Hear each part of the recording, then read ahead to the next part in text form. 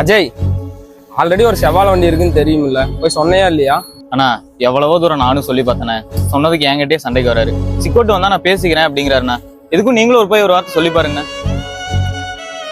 அண்ணே, ஏப்பா ஆல்ரெடி ஒரு செவ்வாழை வண்டி இருக்குன்னு தெரியுமில்லண்ணே, தெரிஞ்சே கொண்டு வந்து போட்டா எப்படிண்ணே?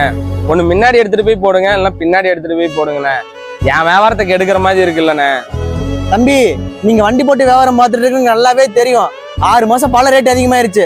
2 வண்டி போட்டு எதுக்கு போட்டி வியாபாரம் பார்க்கணும்னு சொல்லிதான் நான் இங்க வராம இருந்தேன். இப்ப என்ன பண்ணலான்றா? அண்ணே, 6 மாசமா வண்டி போடாது உங்க தப்புண்ணே. செவ்வாழை விலை அதிகமா இருந்தாலும் பரவாயில்லன்னு சொல்லிட்டு நட்டமே ஆனாலும் இங்க வந்து வியாபாரம் பண்ணிட்டு இருக்கிறேண்ணே. இப்ப செவ்வாழை விலை குறைஞ்சுன்னு சொல்லிட்டு நீங்களும் கொண்டு வந்து போட்டா என் வியாபாரத்தை கெடுக்கிற மாதிரி இருக்குல்லண்ணே.